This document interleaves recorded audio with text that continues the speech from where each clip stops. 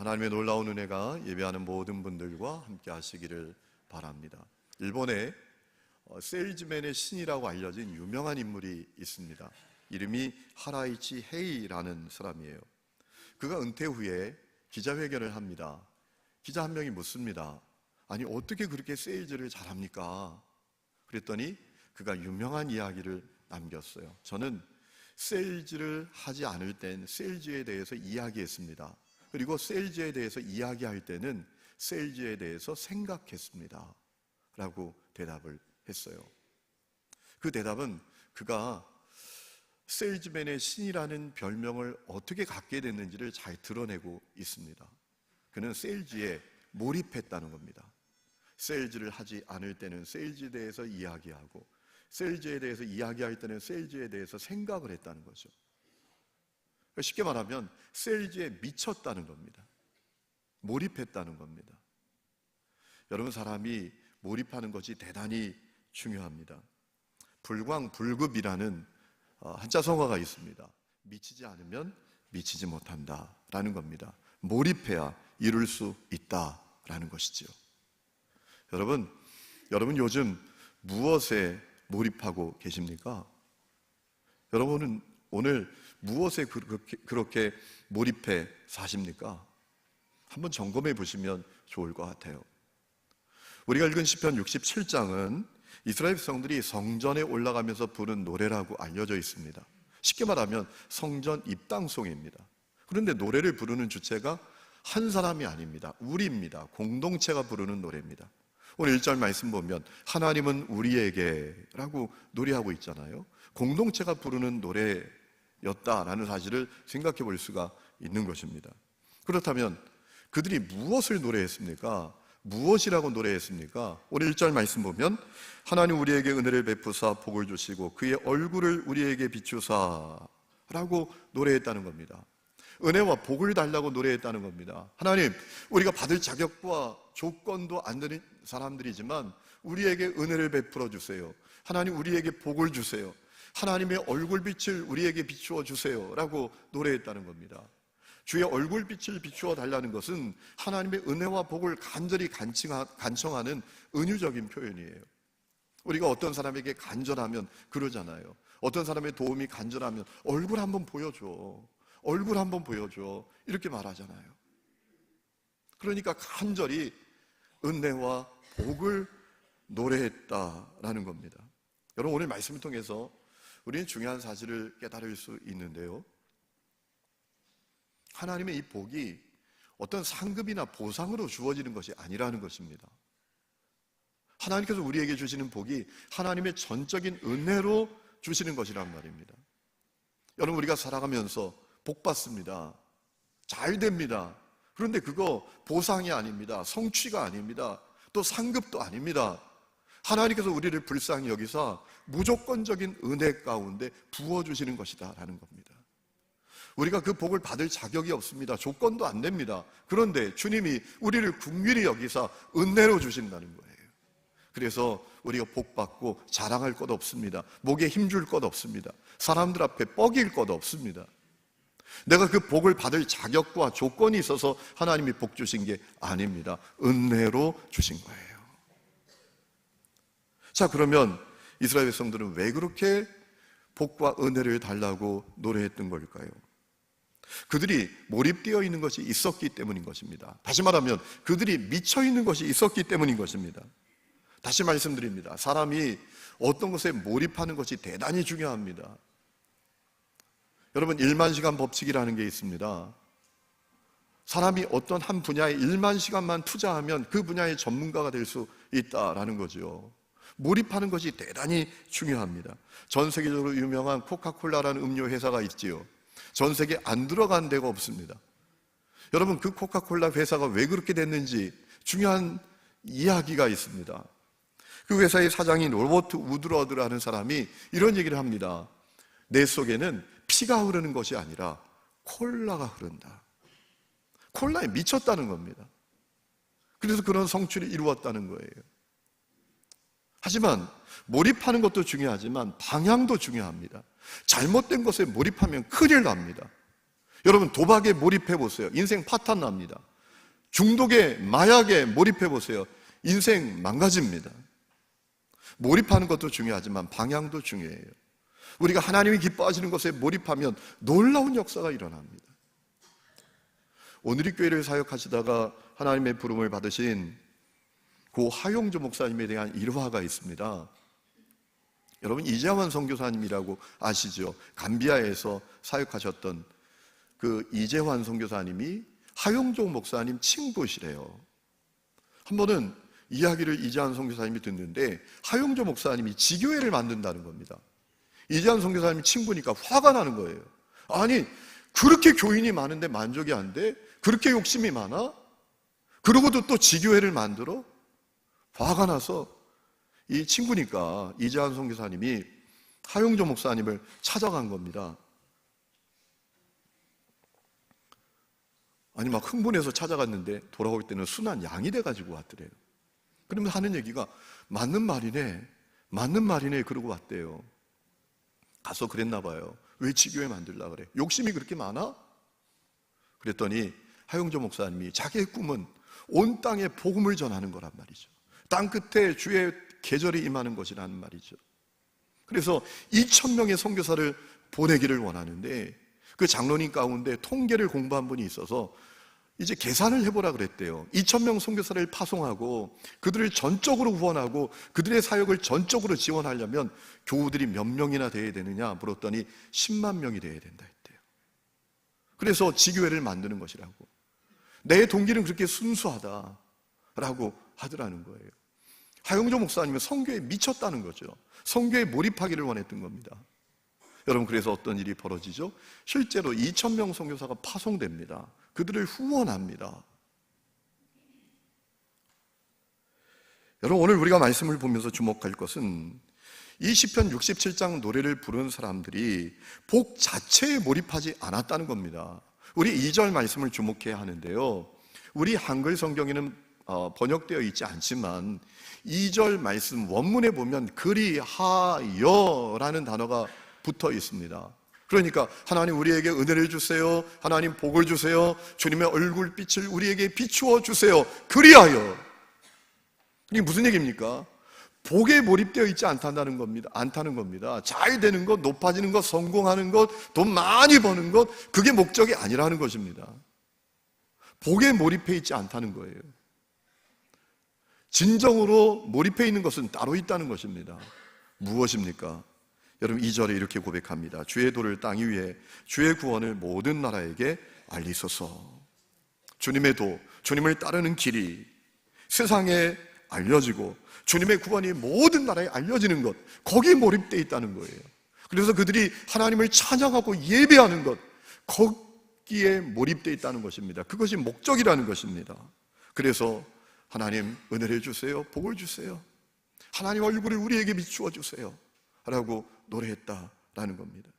3절에도 그 간절한 마음을 주님께 드러내지요. 하나님이여 민족들이 주를 찬송하게 하시며 모든 민족들이 주를 찬송하게 하소서라고 노래했다라는 겁니다. 여러분, 우리가 오늘 3절에 나오는 이 찬송이라는 단어를 주목해 봐야 합니다.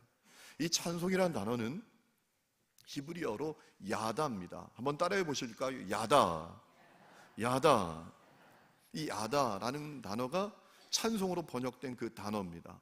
그런데 이 야다의 첫 번째 의미는 뭔가 하면 던지다라는 겁니다. 좋은 것을 던지는 게 아닙니다. 나쁜 것을 던지다. 이것이 첫 번째 의미입니다. 그것이 찬송, 그것이 예배라는 겁니다. 여러분, 우리가 흔히 예배를 무엇으로 생각합니까? 와서 내 소원을 비는 것, 내 무거운 어려움을 주님께 토로하는 것, 물론 그것 중요합니다. 그런데 그것이 예배의 출발은 아닙니다. 예배의 출발은 뭔가 하면 내 죄를 주님께 던지는 것입니다. 죄에서 돌이키는 것입니다. 그리고 해방되는 것입니다. 자유함을 얻는 것입니다. 저는 우리 교회 예배 가운데 그 역사가 일어날 수 있기를 주의 이름으로 축원합니다. 여러분, 우리가 잘 되기를 원합니다. 복 받기를 원합니다. 승리하기를 원합니다. 그런데 안 됩니다. 그 이유가 뭔지 아십니까? 하나님은 죄 위에 은혜를 부어주실 수가 없습니다. 죄 위에 복을 부어주실 수가 없습니다. 그래서 예배의 출발은 죄를 주님께 던져버리는 거예요. 죄를 내려놓는 것입니다. 죄에서 돌이키는 것입니다. 그때 주님께서 우리에게 생명을 주십니다. 죄에서 해방되게 하십니다. 자유를 주십니다. 참된 행복을 주십니다. 여러분, 이 사실을 이스라엘 백성들이 알고 있었던 거예요. 그래서 하나님, 모든 사람들이 주님의 구원을 알아서 주님께 돌아와서 모든 민족들이, 모든 열방들이 하나님을 찬양하게 해주세요. 그렇게 하나님을 예배하게 해주세요 라고 노래했다라는 것입니다. 여러분, 이스라엘 백성들이, 모든 민족들이 하나님을 찬송하기를 원했던 중요한 또 하나의 이유가 있습니다. 오늘 말씀이 우리에게 알려주고 있는데요, 하나님이 모든 민족의 통치자가 되시고 모든 사람들의 심판자가 되신다는 사실을 알았기 때문인 것입니다. 그래서 4절에 이렇게 고백하지요. 온 백성은 기쁘고 즐겁게 노래할지니 주는 민족들을 공평히 심판하시며 땅 위의 나라들을 다스리실 것임이니라. 하나님이 누구신가? 그분이 온 민족의 통치자시라는 겁니다. 그리고 사람들의 심판자가 되신다는 겁니다. 여러분, 주님께서 온 주의 주가 되시고 온 땅의 주가 되시고 모든 사람들의 인도자가 되시고 그들의 삶을 보살펴 주시는 분이시다 라는 사실을 고백하는 것입니다. 그렇기 때문에 시편 기자는 거듭 오늘 말씀 5절에도 모든 민족들이 주를 찬송하게 해달라고 노래했다라는 것이죠. 성도 여러분, 제가 간절히 바라는 게 있습니다. 이 시편 67편 노래가 제 노래가 되는 것입니다. 그리고 이 시편 67장 말씀이 우리 하늘 이음교회의 노래가 되는 것입니다. 사실 이것은 우리의 관심, 취향, 선택의 문제가 아닙니다. 여러분, 신앙생활도 취향대로 하더라고요. 어떤 분은 찬양을 좋아하면 찬양 뜨겁게 하는 교회를 가기를 원해요. 어떤 분은 성경 공부를 좋아하면 성경 공부 깊이 하는 교회에 가기를 원하더라고요. 어떤 분은 또 경건함을 원하는 분은 그냥 적막이 흐르는 그런 교회를 가기를 원하는 것 같아요. 뭐 그럴 수 있지요. 그런데 모든 사람들이 하나님을 예배하는 것은 선택의 문제 아닙니다. 취향의 문제도 아닙니다. 관심의 문제도 아닙니다. 왜냐하면 그것은 주님의 뜻이기 때문입니다. 여러분, 마태복음 16장을 보면 베드로가 예수님께 놀라운 신앙 고백을 하지요. 주는 그리스도시요 살아계신 하나님의 아들이십니다. 그때 주님께서 베드로를 축복하십니다. 네가 그것을 알게 한 분은 하나님이시다, 하늘이시다. 그러면서 너의 그 신앙 고백이 있는 곳곳마다 내가 내 교회를 세울 것인데 음부의 권세가 이기지 못할 것이다 라고 하시면서 놀라운 말씀을 하십니다. 천국 열쇠를 주시겠다는 겁니다. 그래서 땅에서 매면 하늘에서도 매이고 땅에서 풀면 하늘에서도 풀리게 하셨다는 겁니다. 여러분, 그 천국 열쇠가 뭘까요? 그 신앙 고백이 있는 곳곳마다 천국 열쇠를 주신다고 했는데 그 신앙 고백이 있는 곳 교회 아닙니까? 교회에 주님께서 천국 열쇠를 주시겠다고 하신 거예요. 그러면 무엇을 메고 푸는 천국 열쇠를 주신 것일까요? 그것은 교회가 사람들을 구원하는 통로가 되도록 하시겠다는 것입니다. 여러분, 요한복음 3장을 보면 요한은 예수님이 왜 이 땅에 오셨는지 우리에게 분명히 알려주고 있죠. 하나님이 세상을 이처럼 사랑하사 독생자를 주셨으니 이는 저를 믿는 자마다 멸망치 않고 영생을 얻게 하려 하심이니라 라고 한 다음에 17절에 이렇게 말합니다. 하나님이 그 아들을 세상에 보내신 것은 세상을 심판하려 하심이 아니요 그로 말미암아 세상이 구원을 받게 하려 하십니다. 하나님 예수님이 이 땅에 보내신 이유는 다른 거 아닙니다. 세상이 구원받는 겁니다. 온 세상이 구원받기 위해서 하나님이 사람이 되어서 이 땅에 오신 것이다 라는 겁니다. 여러분, 예수님은 이 땅에 있는 모든 사람들을 구원하기를 원하셨습니다. 그러므로 주님의 이름으로 세워진 주님의 몸된 교회도 이 세상을 구원하고 온 세상 사람들을 구원하는 교회가 되기를 원하시는 것입니다. 안타깝게도 오늘 교회가 세상의 지탄거리가 되어서 세상에 손가락질 당하고 세상에 욕먹는 형국이 되었지만 그럼에도 불구하고 교회는 주님이 다시 오실 때까지 세상의 희망이 됩니다.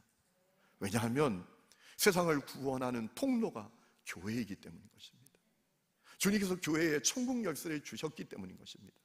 그렇기 때문에 우리는 이 시편 67장 노래를 우리의 노래로 불러야 합니다. 하나님 우리에게 은혜를 주세요. 하나님 우리에게 복을 주세요. 하나님의 얼굴을 우리에게 비추어 주세요. 그래서 온 세상에 있는 사람들이 하나님을 예배하게 해주세요. 그들이 하나님의 통치를 받게 해주세요 라고 노래해야 하는 것입니다. 이것이 교회의 본질이에요. 이것이 교회의 사명입니다. 이것이 교회의 핵심이에요. 이건 놓치면 아무것도 아닙니다. 마치 유명한 화가가 화선지에 세상을 삼킬 것 같은 호랑이를 그려놓고 거기에 눈을 그려놓지 않은 거하고 똑같은 것이란 말이죠. 여러분, 제가 우리 교회 이름을 하늘이음교회로 바꾸고 하늘이음교회 이 이름 가운데 주님이 주시는 마음으로 시리즈 설교를 하지 않았습니까? 첫 번째 드렸던 말씀은 무엇이죠? 하늘을 바라보는 교회가 되어야 한다. 하늘을 바라본다는 게 뭡니까? 우두커니 공중 저 창공을 바라본다는 게 아닙니다. 하나님이 얼마나 놀라운 분이신지, 위대하신 분이신지, 경이로운 분이신지 똑똑히 알고 그 주님을 바라보아야 한다는 것입니다. 여러분, 사람은 티끌에 불과하지만 하나님은 놀라운 분이십니다. 우리가 하나님이 얼마나 놀라운 분이신지를 바로 알고 바로 믿을 때 부끄럽지 않게 살 수 있습니다. 문제도 이길 수 있습니다. 죄도 이길 수 있습니다. 시련도 세상도 이길 수 있습니다. 믿음의 길을 걷지만 하나님을 똑바로 바라보지 못하니 부끄럽게 사는 겁니다. 저는 우리 하늘님교회 성도들이 하늘을 바라볼 수 있기를 주의 이름으로 축원합니다. 두 번째 시간엔 하늘과 이어진 교회가 되어야 한다라고 말씀을 드렸습니다. 여러분, 교회는 교회인데 4대 교회처럼 죽은 교회들이 있습니다. 하늘과 단절된 교회가 있습니다. 그래서 교회 생명이 없습니다. 시끄럽습니다. 문제가 많습니다. 그 안에 자아대로 사는 사람들, 은밀한 죄의 노예로 살아가는 사람들, 세상 정욕에 빠져 살아가는 사람들로 가득합니다. 그게 뭐 교회입니까? 그래서 주님은 우리가 하늘과 이어지기를 원하시죠. 예수님께서 십자가의 고난을 앞두시고 다시 오실 것을 말씀하시면서 제자들에게 요한복음 15장에 하신 말씀이 있지요. 포도나무 가지의 비유를 통해서 주 안에 거해야 한다. 하늘과 이어져 있어야 한다 라고 말씀을 하셨잖아요. 저는 우리 하늘님교회 성도들이 하늘과 이어진 성도들이 될 수 있기를 축복합니다. 여러분이 회심하고 거듭날 때 주님께 드렸던 그 고백이 그저 과거의 고백, 옛날 고백이 아니라 날마다 고백될 수 있기를 축복합니다. 세 번째 드렸던 말씀은 하늘에 합당한 교회가 되어야 한다라는 말씀을 드렸어요. 하늘에 계신 내 아버지가 온전하신 것처럼 너희도 온전하라 라고 주님 말씀하셨잖아요. 온전하다라는 뜻은 완전이라는 뜻인데, 여러분, 우리가 어떻게 완전할 수 있습니까? 우리가 할 수 없는 죄인들인데 어떻게 완전할 수 있습니까? 여러분, 주님께서 우리에게 요구하시는 것은 완전이 아닙니다. 주님께서 우리에게 원하시는 것은 내 삶에, 내 마음에, 내 입술에 주님의 성품과 주님의 인격이 반영되는 삶을 살라는 거예요. 오늘 세상 사람들이 너희들이나 잘 믿어 라고 하는 이유가 뭡니까? 오늘 그리스도인 된 우리들의 삶에, 우리들의 성품에 주님의 인격과 주님의 그 성품이 반영되지 않기 때문인 것이죠.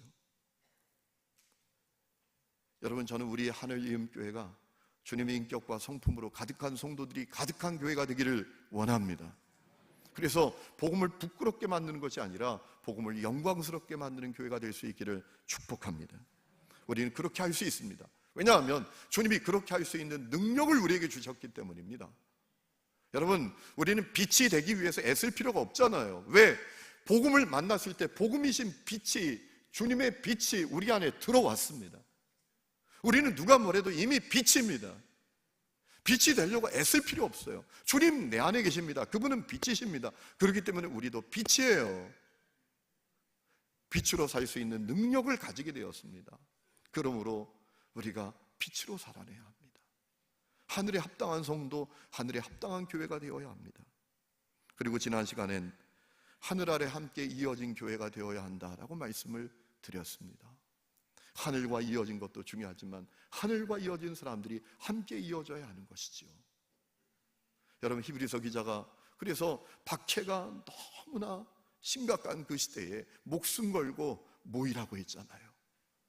모여서 서로 돌아보고 사랑과 선행을 격려하라고 했던 것이지요. 여러분, 오늘 우리가 사는 시대가 피로 사회라고 해요. 절벽 사회라고 합니다. 한 발짝만 잘못 디디면 절벽 아래로 떨어지는 시대입니다. 우리가 어디 가서 예수 믿는다고 말하기도 어려운 시대입니다. 핍박 있는 시대입니다. 참 쉽지 않은 시대입니다. 그렇기 때문에 우리가 서로 이어줘야 합니다. 서로 돌아보아야 합니다. 사랑과 선행을 격려해야 합니다. 눈물을 닦아주고 약해진 무릎을 일으켜주고 아픈 손을 어루만져줘야 합니다. 저는 우리 하늘님 교회가 그런 교회가 될 수 있기를 원합니다. 하지만 중요한 것은 그 모든 것이 다 이루어졌다고 할지라도 지금도 죄와 저주 가운데 살아가는 사람들을 하늘과 이어지도록 하지 못하는 교회라면 그거 아무것도 아니라는 것입니다.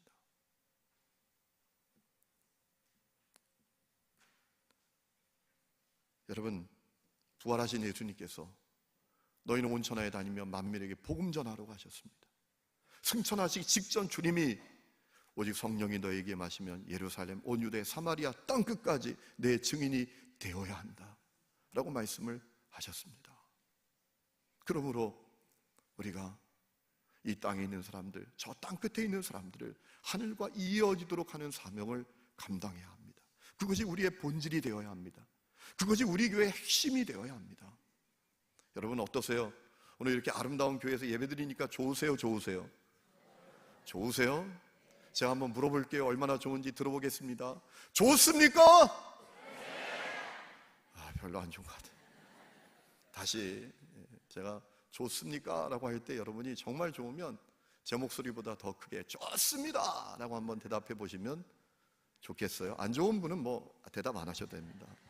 다시 한번 좋습니까? 그런데 여러분 그거 아세요? 건물 5년, 7년 지나면 실증 납니다. 낡아갑니다. 건물이 본질 아닙니다. 건물에 몰입하면 안 됩니다. 건물이 핵심이 아니에요.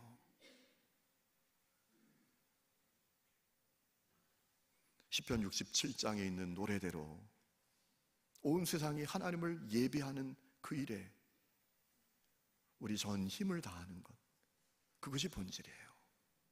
저는 오늘 말씀 7절을 하나님이 우리에게 복을 주시리니 땅의 모든 끝이 하나님을 경외하리로다. 이것이 우리 교회의 노래가 될 수 있기를 원합니다. 지금도 땅끝에 있는 사람들이 있습니다. 누군가 가서 복음을 전하지 않으면 한 번도 복음 못 듣고 안타깝게 쓰러진 인생들이 많습니다. 타문화권에 불신자들이 많습니다. 그리고 교회가 뭔지도 제대로 알지 못하고 교회를 공격하고 핍박하고 욕하는 사람들도 많습니다. 심리적으로 땅끝에 있는 사람들도 많습니다. 가난한 자, 병든 자, 소외된 자 많습니다. 우리 교회가 내년부터 선한 사마리아인 사역을 하려고 이 지역에 정말 우리가 섬겨야 될 분들이 누군가 복지사들을 통해서 다 알아봤더니 우리 지역에 그런 분들이 많아요. 부모인데 아이들을 방치해요. 아이들이 영양 공급을 못 받아요.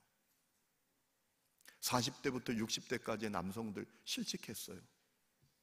가족들도 돌보지 않아요. 가족들에게 버림받았어요.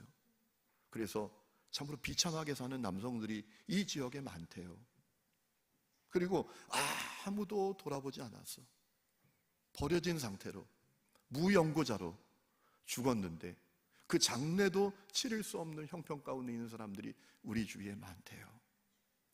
그들을 섬겨야 될 뿐만 아니라 그들을 하늘과 이어지도록 해야 하잖아요. 여러분 그래야 될 이유가 있습니다. 제가 분명히 믿는 게 있습니다. 저는 십자가의 복음이 능력인 것을 믿습니다. 십자가의 복음은 능력입니다. 십자가의 복음은 능력입니다. 여러분 십자가 복음을 만나면 인생이 달라집니다. 바라보는 것이 달라집니다. 한 인생만 달라지는 게 아닙니다. 가문도 달라집니다. 지역도 달라집니다. 민족도 달라집니다. 죽은 생명이 살아납니다. 어둠 가운데 있는 사람이 빛 가운데 드러나게 됩니다. 슬픔과 절망으로 살던 사람들이 희망과 용기를 가지게 됩니다. 실패자들이 일어나 승리자가 되는 것입니다. 한심스러운 인생이 존귀한 인생이 되는 것입니다. 그렇기 때문에 십자가 복음으로 이 땅에 있는 사람들, 땅끝에 있는 사람들을 하늘과 이어지도록 하는 사명을 우리가 붙들어야 하는 것입니다. 참 놀라운 것은요, 우리가 예정대로 했으면 지난주에 첫 예배를 드려야 됐습니다. 그러면 시편 67장 말씀을 지난주 말씀 본문으로 못 전하는 거예요. 그런데 한 주가 연기됐잖아요. 그래서 오늘 첫 예배를 드리는데 오늘 이 말씀 시편 67장을 가지고 말씀을 전하게 됐어요. 제가 여기 어떤 주님의 뜻이 있을까 묵상하는 가운데 주님이 제게 그런 마음을 주시는 거예요. 이 땅에 있는 모든 사람들과 땅 끝에 있는 사람들이 하나님을 예배하도록 하는 것, 그것이 우리가 붙들어야 될 사명이구나, 주님께서 그것을 우리에게 말씀하시는구나 라는 마음을 갖게 되는 것입니다. 여러분, 시편 67장 우리의 노래로 불러야 합니다.